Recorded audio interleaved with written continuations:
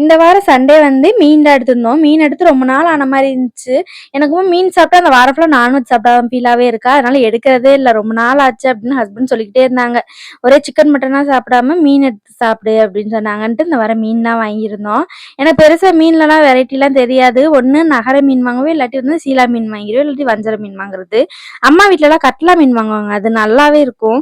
பொரிக்கிறதுக்கும் நல்லாருக்கும், டேஸ்ட்டும் நல்லாருக்கும். இங்க அந்த அண்ணன் கொண்டாந்து நான் பார்த்தது இல்லையா, அதனால அப்படியே வாங்கிட்டு காலையிலே வாங்கிட்டேன். கிளீன் பண்ணி ஃப்ரிட்ஜ்ல வச்சது தான். ஈவினிங் போல பைய சமைச்சுக்கலாம் அப்படின்ட்டு. ஃபர்ஸ்ட் வந்து குழம்புக்கு எல்லாமே ரெடி பண்ணிட்டு அப்படியே வந்து மசாலாலாம் போட்டு வச்சாச்சு பொரிக்கிறதுக்கு. கொஞ்ச நேரம் ஊறட்டும் அப்படின்ட்டு.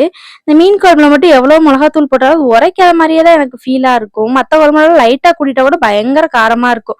நைட்டுக்கு வந்து சாப்பாடு தான் வச்சிருந்தேன். எனக்கு மீன் குழம்புக்கு வந்து இட்லி, தோசை அது கூட வச்சு சாப்பிடுறத விட சாப்பாடு வச்சு சாப்பிட ரொம்ப பிடிக்கும் அப்படின்ட்டு அப்படி சாப்பாடு ரெடி பண்ணிட்டு மீன் குழம்பு வந்து மேலாப்புல தான் பச்சை மிளகா போட்டிருந்தேன்னா ஃபர்ஸ்ட் டைமா நல்லா இருந்துச்சு. ஸ்மெல்லு பயங்கரமா இருந்துச்சு சமைக்கிறப்ப.